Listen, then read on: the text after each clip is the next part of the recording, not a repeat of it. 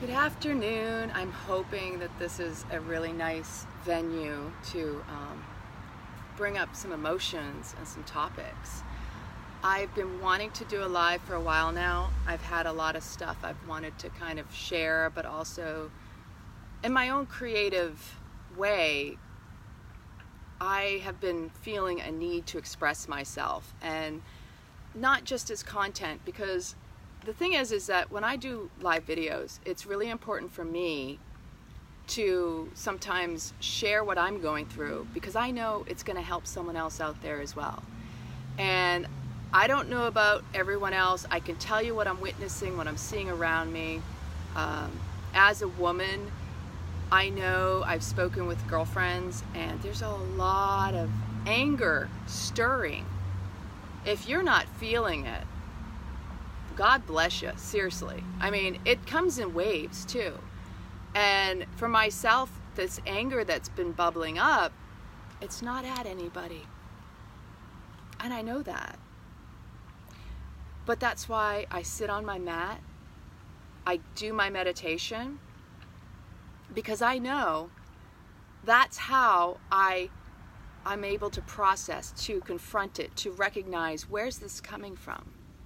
Is this about anything that I've experienced in my past? What are my true frustrations? The anger is never directed toward an individual. In fact, if it is, that's the worst use of that energy, because we can ruin relationships, we can ruin our credibility, we can lose someone's respect. And so I came on today because I feel like there's a lot of anger out there. And you know, it's okay to express it, as long as you're not directing it towards someone. How do you handle anger when it arises? That's my question. I know for myself, again, the first thing I'm going to do in the morning is I'm going to sit on my mat. I'm going to sit with my shit. Meditation isn't fun. I'm going to tell you, there are mornings I can procrastinate sitting on my mat because I just don't feel like it. There's so many other things, and I will do 1,000,001 things as a result of procrastinating, pushing it off. Because I know I've got a lot to catch up on anyway. I've got lots of things that need to get done. And so part of my anger can also stem from my pressure and my own imposed expectations of myself, that I anticipated getting this, that, and the other done, and because I didn't get to it, now I'm upset because I've got extra stuff on my plate on top of what I need to get done. Anger is really there to share with you the message of what's going on inside. It's not to direct it and attack other people and get upset with people. The worst misuse and the biggest misuse of anger is when we do something or say something hurtful to another person that's bubbling up, and we don't confront what really the root issue is. And so I've really worked on harvesting, cultivating my own inner self-love, because I know how angry I have been in the past. I remember how easy it was for me to blow up at someone, how easy it was for me to attack and tell them they were doing it to me, when in reality nobody ever does anything to you. Life happens and shows up where we're at, inside of ourselves. You can't blame that on anyone. The only exceptions are young children, because they don't have a whole lot of control over their environments. They can't choose to walk away. They can't choose to work through it and deal with it. They learn coping mechanisms. They learn to develop a personality, to survive. Those are all survival tactics. This is life. We develop so much to protect ourselves, and we become adults and we wonder, why is the world so messed up? Why am I so upset? But yet sometimes we don't even notice that we're upset at something within ourselves and our situations, our experiences in the past, that it's really easy to say it's this one or that situation, or, you know, I'm doing this because I want to get that. If we can't be present in the moment and recognize that the anger comes up because we're looking at the past or the future and judging it, That's what anger is. Anger is this, I'm not present. Anger is this, I'm judging myself. Or maybe you are judging someone else, but you know the only reason you're judging someone else is because you don't want to look at your own stuff. And so it's easy to fixate on the externals again. It's easy to look at someone else and say, why, you do something, or trying to figure them out. Why do we try to figure someone else out? Because we think it's going to make sense to us to figure our own self out. If we're trying to fix and externalize our anger, try to do something with it, it's going to come back to us every time, because that's control. That's forcing our expectations, our belief systems. It's trying to impose ourselves on another person. And so what I sit with when I'm on my mat is, why am I angry? If I'm upset at someone, I'm going to tell you, it's never about that person. It's because I've allowed, or I have done, or I have not taken my own personal needs into consideration, my own self-worth. I haven't loved myself enough. Maybe I've even compromised past my own personal integrity. That doesn't make me a bad person. Doesn't make the other person a bad person. And coming here and incarnating as a woman, and women, this is really for us. This video is for myself and other women. I wanted to do this video because, there's a lot of anger coming up for us as women, but there's also a lot of anger coming up from men where they're feeling like, I don't know, I can't speak for a man. How about that? I can't even speak for a man, but I can witness it, I can see it, that we need to love our men more, that it is hard to love them when we're already trying to work on our own healing and feeling. That when something's bubbling up for us, we want to be there for our man or our partner, even if it's a woman, right? But the hardest thing sometimes is holding the space for someone else when you yourself are going through it. And that's why it's so important for us women, number one, to have our girlfriends to support us, especially when they're going through it, so you can all get together. That's why I get together with my goddesses, my girlfriends, which I don't do enough. And sometimes that's what I sit with. I'm realizing, I need more time with what's going on to get it out. I get angry because my mom's not alive. That it's been over 2 months. It's been 2 months now. That she would be the first one I would call sometimes when I'm going through something that really ticks me off, that really gets deep down to my core, and I could vent with her, and she could hold me. The unfortunate thing is, ladies, is we can't always expect our partners to hold us the way we hold them. And that's not a bad thing. The reason we're women, the reason we came here was because we knew we were going to be a strong person. We were going to be there, and we're going to put ourselves through what feels like hell sometimes.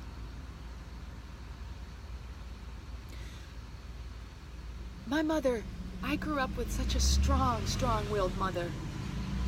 I know I got that from both of my parents. I honor my mom and all the women in my lineage, all the women who stuck it through when other people are looking at from the outside going, what the hell are you doing? Why are you putting up with that? Because we've been there.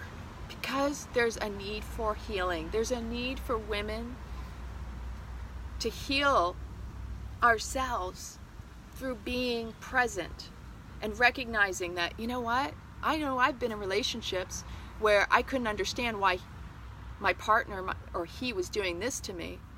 And I could get so caught up in the story, the BS. Because when you're caught up in a story, it's an illusion. You're not looking within and going, why is this situation the way it is? Let me look at this and try to sit with, what is this here to teach me? What's this experience, this lesson meant to bring me? Because you know what? When it going gets tough, no matter how horrible it feels, It's an opportunity for growth. It's an opportunity for healing. We can run, but you can't hide. Running doesn't get us anywhere, but further from each individual who may be allowing us to come closer. And so as women, I think it's very important to allow ourselves to be present for other people, whether it's men or women, so that they know, I am here and I see you. Because how many people out there have been abandoned? How many people have been basically discarded in relationship because they didn't meet the other person's needs? Or maybe the other person, and I've done this, has run away because they feel their needs weren't met. But the first question, and this is where anger comes up a lot of times, is, am I meeting my own needs? Meeting your own needs means I make a choice to make myself a priority. And if someone else has a problem with that, that's because they don't respect boundaries, because they don't have any for themselves, and they're not open and willing to step in and look at their own stuff. And there's a selfishness of thinking someone else needs to be present for you all the time, when in reality, you also got to be present for yourself. And no is not the end of the world. Saying no sometimes is like saying yes to yourself. When you say no to a person, it doesn't mean you dislike them or that you're not supporting them. Saying no means saying yes to yourself sometimes. And it's a huge healing path to decide, what am I going to do for myself today that will increase the quality of life for another person? How can I serve that other person better?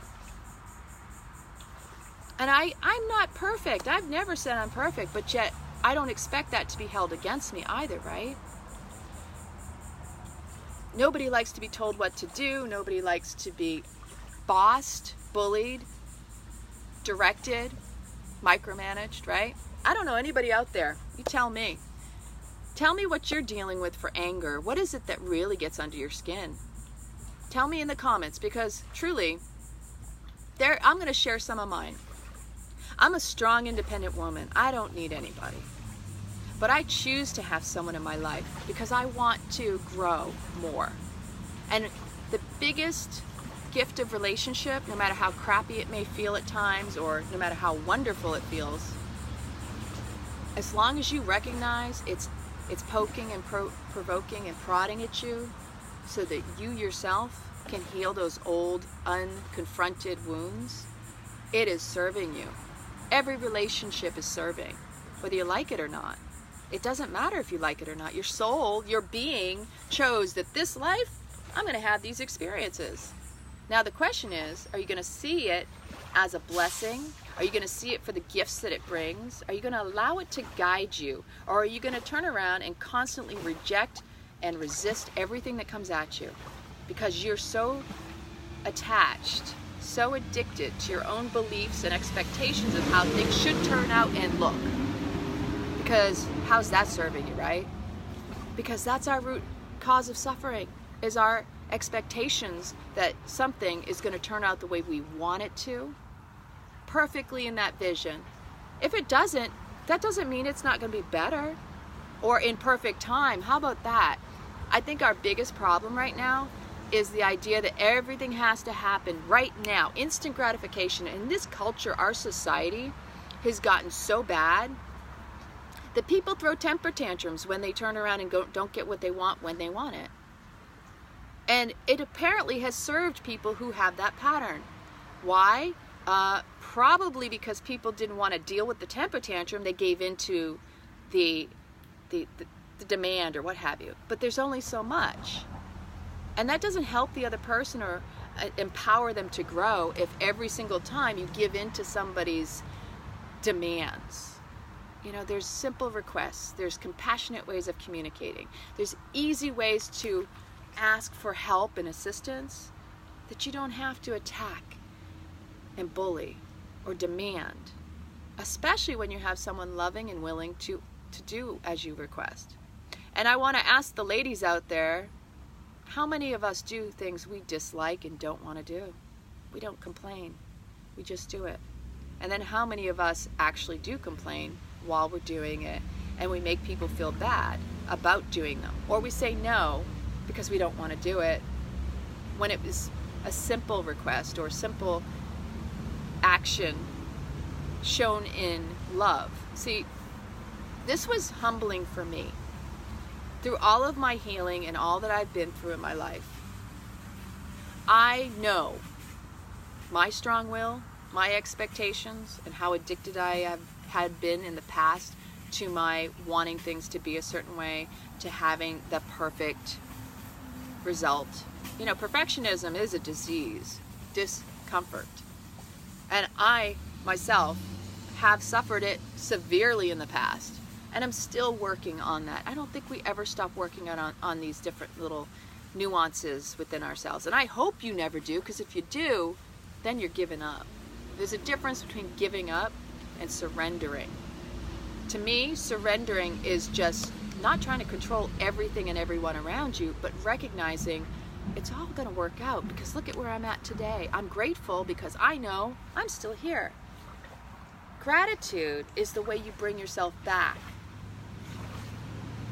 Gratitude is how you also regift yourself more blessings of the beauty that you already have in your life.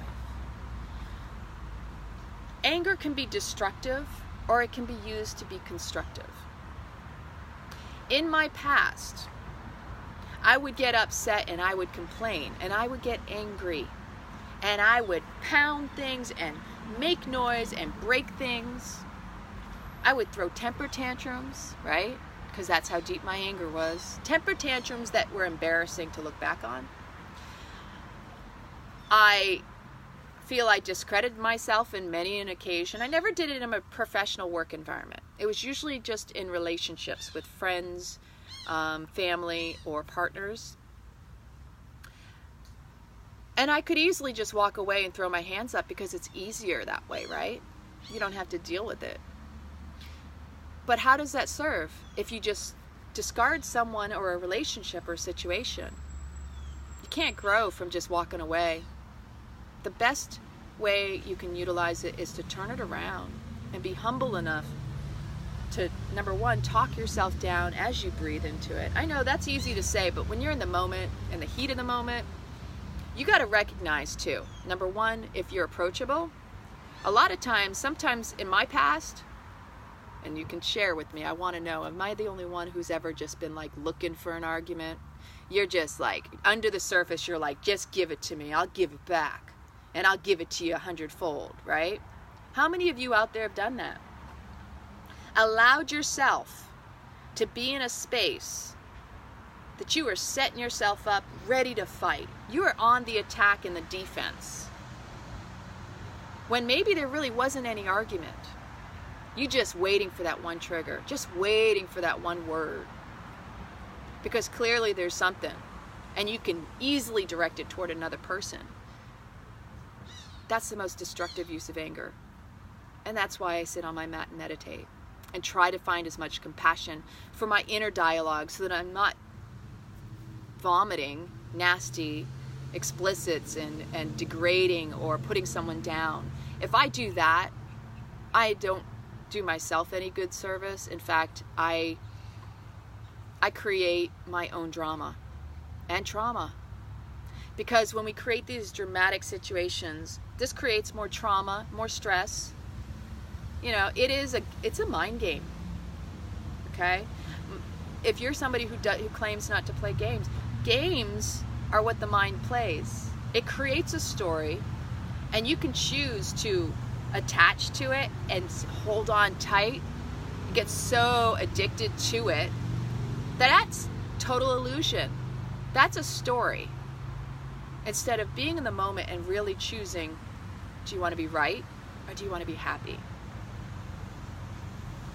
So for me, with the ways that I try to express myself, I try to find the most loving ways and even fun, because I'm all about humor. I want to have fun. I'll tell you what, I just want to be held. I want to hug. I want to cuddle. I want to kiss my girlfriends, my boyfriends, my friends, anybody who knows me. If you meet me, I like to have fun because life is too damn short. And I have spent too much of my time, wasted it into the seriousness of my mind to where that didn't serve and made me depressed, anxious, frustrated. It didn't necessarily put me in the best, I didn't always make the best choices, right? So when you're angry, what happens, will easily make bad choices and go into self-destructive mode. I have done that various times in my life. Have you? Self-destruction is really easy, especially when you've been, you're like, well, what the hell, I'm already screwing up anyway, I might as well just go, eat this crappy food, or, comfort food's a really quick one, right? When we're discomfort, we have discomfort in the mind, whether it's anger or any emotion, and you start reaching for food, you got to stop yourself and go, is it because I'm hungry? Or because something is like, it's uncomfortable within us. And food is a big one for me too, and I know that. Crackers, chips, before, yeah, I could just easily just consume myself with food. Or the way I prefer to handle my anger, physical activity. Because I'm a very physical person. And I know I've had so much discomfort in my body that if I notice anger is bubbling up in me, I want it out of my body. I don't want to hold on to that. It doesn't serve me. I've had enough pain. I deal with chronic pain all the time. It's gotten better over the years because I've been dealing with this type of stuff. But why would you hurt someone else? No, you want to direct that energy in a constructive way. The past few days I've actually been having this happen. I've had a lot of anger bubbling up. And a lot of it is because I've been kind of reflecting on my past and how I myself will overextend. I will do things that maybe I don't have the time to do, and it'll take time away from doing the things I desire and wish and want for myself. So, I don't believe there's such a person out there that can honestly say they know time management for another person. In fact, if you yourself aren't exhibiting good time management, you're the last person to be telling people how to manage their time. I have learned, I used to be really much regimented as far as time.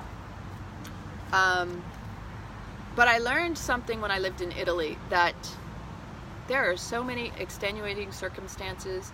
When you're addicted to a time, you're going to set yourself up for failure every time, right? No pun intended. It really is like fixating on time. And time is just, just an excuse for wanting things to be the way you want them, right? Think about that. So maybe you make an appointment with somebody and they're just a couple minutes late, or maybe they're early, or maybe you're the one who's early and you're upset because they're not there. You don't even stop to think about, well, maybe something happened, there's extenuating circumstances. Ask yourself why you're so fixated on the timing of the individual and not, okay, I have a few moments. I understand, sometimes we have moments where we're like, listen, I have a very small window of time, and I've been there. I'm the first one too. Maybe I don't want to sit around and wait for somebody else, but I've learned patience and kindness, and to not think it's about the person, but maybe something.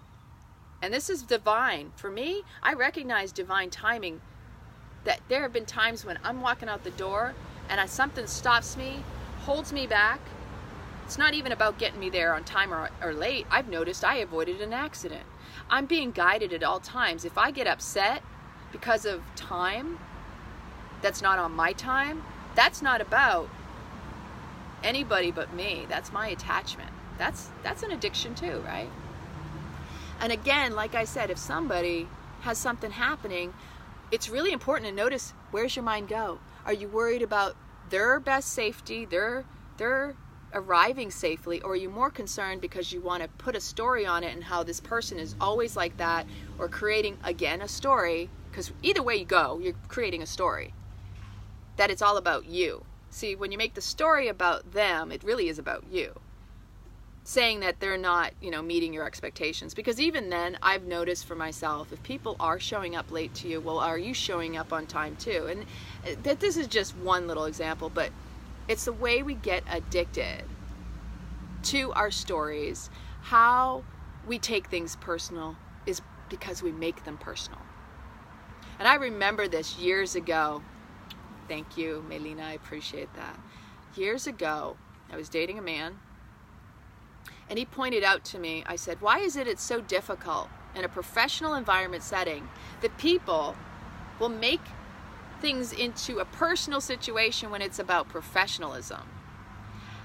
And you know what? It bleeds over no matter how you look, right? And he turned to me and he said, it's because people make it personal. Whether you like it or not, they make it personal. So that's how we become too serious, and then we create this anger, this angst, this frustration. But it's never the situation. If you really dive deep down into your past, you're going to find where the anger resides. What is it really about? Was it because something happened in your childhood you had no control of, and you're so attached? And this could be so under the surface, deep within the consciousness, or it can be right on the, right down the precipice of being revealed. Our past drives us if we're attached to it, or if we have anything unresolved. It's either subconscious, unconscious, even conscious, which is rare, gives you the opportunity at least. If you're conscious of something, then that is when you should also be working to heal, to change your patterns, to find more constructive ways to grow. Because growth requires your listen to me. Life requires your participation. Growth requires your choice to evolve in this life, right? No matter how angry you are, you got to find a way to turn it into something that's going to serve you. I've had various times, and I'm going to tell you in my meditation today, I was kind of in that point. My anger told me, you know what? My personal power. Maybe I do need to speak up and stand tall for myself more. Maybe I do need to expand my presence more. Maybe I'm feeling that I've given in and given too much of my control or my choices up to other people. And I've done that a lot. And a lot of times, especially in my past, it's to keep the peace. Because I'd rather be happy than be right. And I'm not talking about an ego-based being right. There are also times it is about keeping the peace, but there are times we need to bring ourselves back to whether we're serving others around us through keeping that peace. And if it's serving us, because if you're not serving yourself through serving others, could easily be because you've got this attachment to the way you want things to be or people to react or respond to you. But it's important to notice how it's serving you and if it's allowing you to grow or keeping you stuck in a situation. I had a really good session with my chiropractor yesterday, and it really brought up some deep stuff. And I can't even speak as to what exactly it brought up. Other than it really showed in my physical body that I had a serious compression of my entire spinal column. And he did a manipulation that was rather unique, and I know it came from something deep within my childhood. And so that's brought up a lot of stuff that I'm not even sure of. But I'm trying to feel through it so I can heal it. I know it's not about anybody else. It's about really reclaiming my own identity, not my identity, because an identity, again, it's also this facade. All our coping mechanisms, all our behaviors, those are identities we created to survive in this world. I try to be as raw and real as I possibly can because I know it helps serve me, and I know it gives others permission to do the same.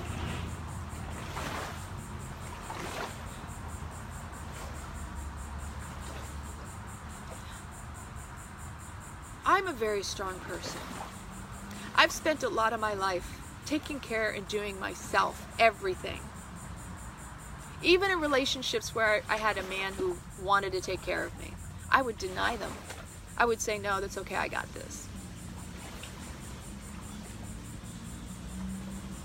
And a lot of that was my mom's old story, because my mom used to be like, you got to be strong.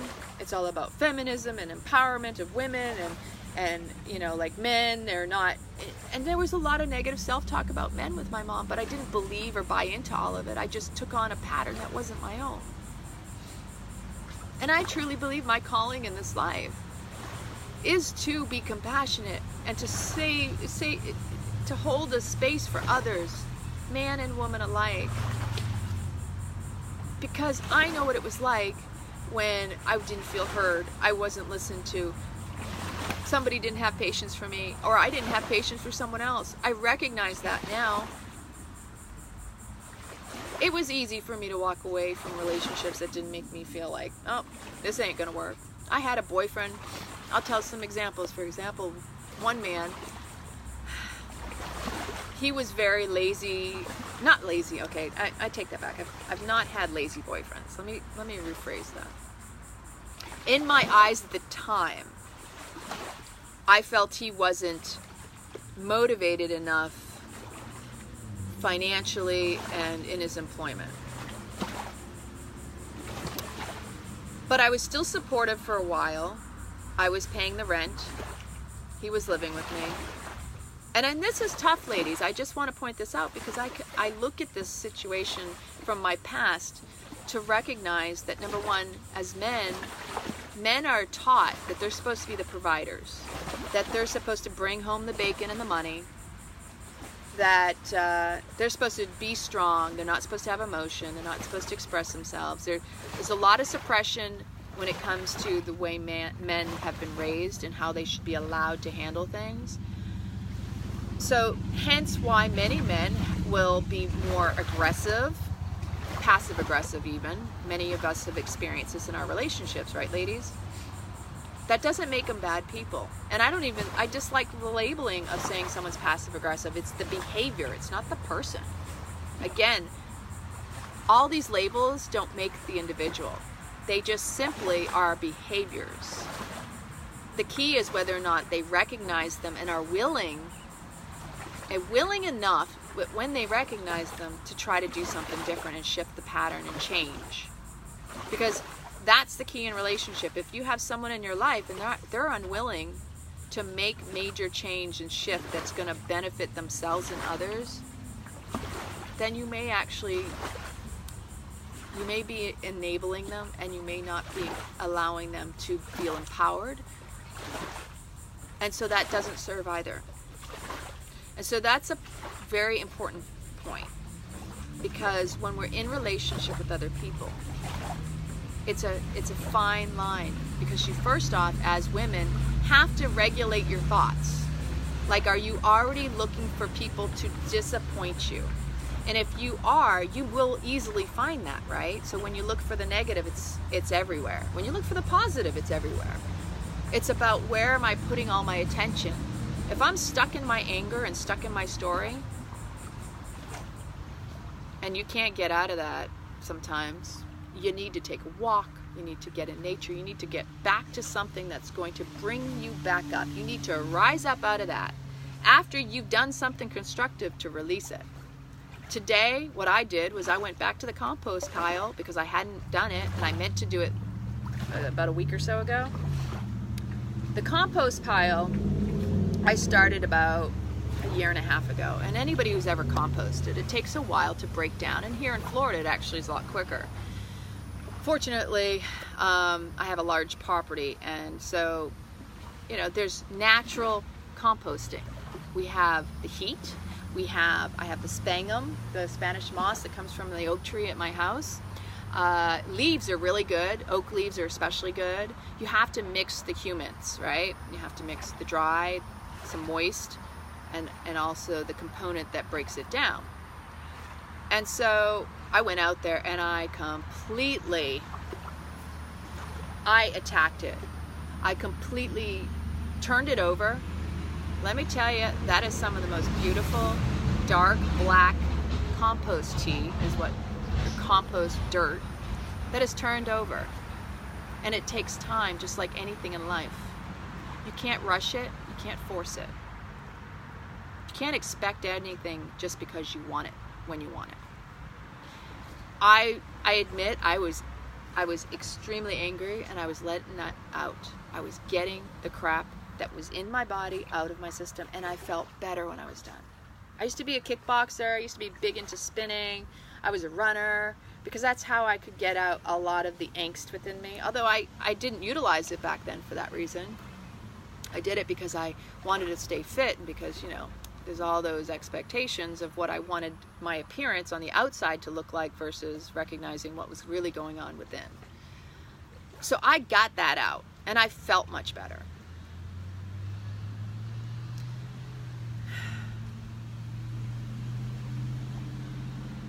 No matter what you do in life,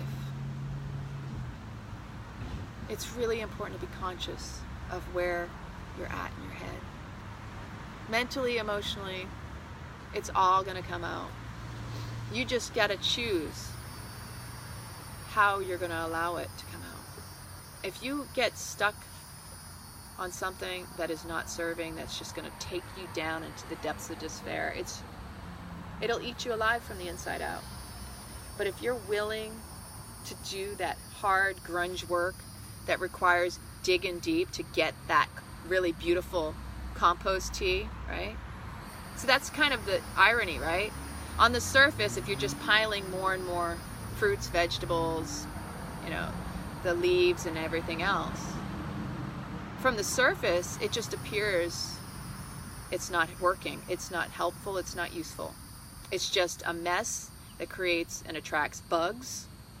It's unappealing to the eyes.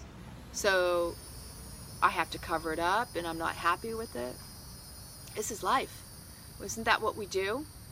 We see something we don't like the way it looks, and then you turn around and you want to fix it. You want it to look a certain way. But if you're not willing to go deep underneath the surface, how is it's ever gonna truly be beautiful to you? Because even what appears ugly on the outside has beauty below it, beneath it, within it. Even the anger will lead you to the beauty and the blessing and the love. Because it's meant to be a motivator. It's a messenger. It's not there to keep you stuck in trauma. That's only the mind. That's the game of the mind. When you get so stuck in your shit, you keep digging more deeper into it. Stories don't serve us. I saw a beautiful quote earlier that I was reminding myself. When you drop the illusion, it's less important to basically keep seeking the truth. Think about that. Everything that happens up in here, even the good stuff, you know, you can talk things up and talk them down. But if you're not present with what is, and you're caught up in the past, the future, you're losing the best of life. Illusion is every story we create, even the stories of our past or what we claim to observe. It's not even real. It just is what it is. And we try so hard to get out of our stuff inside and avoid it and resist it and push it away, stuff it down, that we fail to recognize what is really truly going on around us. And so this bracelet, this is it's one of the James Van Praagh lines. Healthy am I, happy am I, holy am I. Healthy am I, happy am I, holy am I. Healthy am I, happy am I, holy am I, and so it is. Because sometimes what's happening in our lives, it's there so that you can recognize within yourself, number one, it's a litmus test of, am I where I want to be? Am I who I want to be with? Do I feel empowered? Do I feel I'm in my personal power? Can I see the beauty and the blessings of what's really truly here? Or am I so fixated on where I want to be and where I've been? Doing this declutter challenge, I'm going to tell you, and if you haven't done this before, it'll bring up emotions on top of the emotions you're already dealing with. Because when you start going through things, and if you watched me the other day, just clothing alone, clothing, because that was another life. And for me to go through a lot of my clothes, I look at, there's a part of me that gets angry that I'm not where I was, that I'm not making the 6 figures, and I can't just jump on a plane and travel and be with my friends and my girlfriends who I see they're where I want to be. And that's my own stuff. That's on me. That's not on anybody else. I don't go out there saying, oh, look at that one. I'm not going to judge them. I'm happy for them. That's the difference between being angry at yourself and really looking for things to make you feel even worse, or looking at it and going, wow, okay, I was there and that was a beautiful life. And I can look at my friends and really be grateful that they're able to maintain and be there. But also for me, continuing the knowing and the faith that I will get to where I've set my vision to be, because I know myself. I'm not trying to have it happen overnight. I never have. I know that things happen when they're meant to happen. People show up in your life when they're meant to show up in their life. Your life, you know?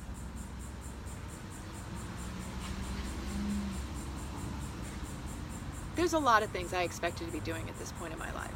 I'm 44 years old. But if I've learned anything, it's to be grateful that I'm here, that I'm alive, and I have people who care and love me. People who show up, who make me smile, who remind me who I am. That they don't tear me down, but they build me up. And that's exactly what I'm here for. That is my purpose in this life. I've been torn down enough in my past. I've had people put me down based on my weaknesses or my past experiences. Family and friends. Oh, look at you. You know, you were doing so much better before. Or you haven't done anything, or look at where you're at. How do you ever expect to mount into anything, you know? Even things that maybe my parents might have said growing up. My mom was always supportive. You know, growing up, my dad once in a while would say things like, my sister, this bothered her more, he'd do this little flipping action and say, you better start practicing because you're just going to be flipping burgers at Burger King. And you know, those little things hurt people and you don't realize it, so you have to be really considerate of what you're saying and the intention that you're bringing behind what you say. That's why it's important, no matter how angry you are within, to not project it onto someone else, whether it's your tone, your words, or your use of the stories and turning it around to make that other person look bad so that you can feel better about yourself. And this is why I have so much compassion. And I understand anger. Oh, I understand anger. That no matter what's happening in my life, I know I'm okay. That I'm gonna make it. That I can still survive and thrive. I don't need to fight. It's the biggest lesson I've learned since. I'm done fighting. I want to do things smarter, not harder. I've been through enough of these lessons. I don't want to jump on a crazy train just because I want to know. There are things I can look at and go, I've been there. I don't need to re-experience that. Because I want to grow and I want to do it with ease and grace. Life is too damn short to allow ourselves to get so pulled down into the trenches of crap. That's a choice. You can choose to live in love, and you'll still be poor to the outside person, but you're rich inside. Or you can be rich and be the poorest person within. And I think that's why I've allowed myself to be in a space of serving for these past years. I didn't seek an external job, J-O-B. Yeah, I get angry sometimes, but I've learned to budget my money, my time. Priorities to me, sometimes it's jumping on an airplane and taking a trip. spending time with friends and family, that I've really come to the conclusion, especially since my mom passed, you don't know how long they're going to be there. I don't want to regret anything. I especially don't want to feel bad about making a choice that maybe uplifts and inspires or supports someone else. And so when I make choices, I have to stop and think, not react. Because reaction doesn't necessarily lead to a quick or better outcome. And I've learned that through my personal experiences. I don't need to jump on something just because. And when I have done it in the past, it usually led to various backtracking, various corrections. And I make a lot of mistakes, even with the choices I make and I take time to think about. But that's what humans do, right? Nobody should be faulted or felt bad for making a mistake. So these little things will come up. There's going to be anger. Maybe it's because we compare ourselves too much to others. The expectations that maybe people held upon us. My mom always held me in the highest regard. And for that, I'm especially grateful, and I know I'm blessed. Even with some of the things my dad said, in some ways it motivated me to work harder. But in some ways, you know, there were times when I was really angry just because it was unnecessary and it was unkind. When you use negative statements to motivate someone, or jabs because you think it's funny, or you think, well, if I say this, maybe they'll get off their butt and they'll do what they should be doing, because you're trying to control the situation. It's unkind. And it leads to resentment, as does anger, any expressed form that is destructive. It causes resentment in relationships. If you can't emotionally regulate in a way that is loving and compassionate when you communicate with another person, people see that. Not everybody's going to be as kind and supportive and understanding of the root cause below the surface. Some people are just going to turn around and come right back at you. And you hurt yourself more. I've listened, I've been on the attacking end, I've been the attacker in very heated arguments in the past. Nobody gets anywhere. I witnessed it growing up with my parents. And narcissism, all about who's right, who's wrong, whose fault it is, pointing fingers. When you're pointing a finger, you're pointing 3 back at yourself.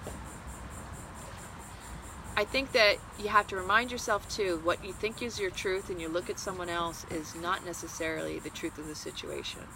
It's just a story you create and you project on the other person. I don't know. I'd love to hear your feedback on this, because I found that it's really important to be aware and to step into your personal power, even if it means being humbled, saying I'm sorry, or taking a deep breath before you say something that you're going to regret. Life, again, is too short to have regrets. And either you're living in love or living without it. And I find that we need more love in this world. There's way too much anger. We all desire love. Anybody who says they don't care, that's untrue. Just the fact that you say you don't care is proof positive you care. And you want to feel loved because that's basic human needs. But you are love, and you are loved.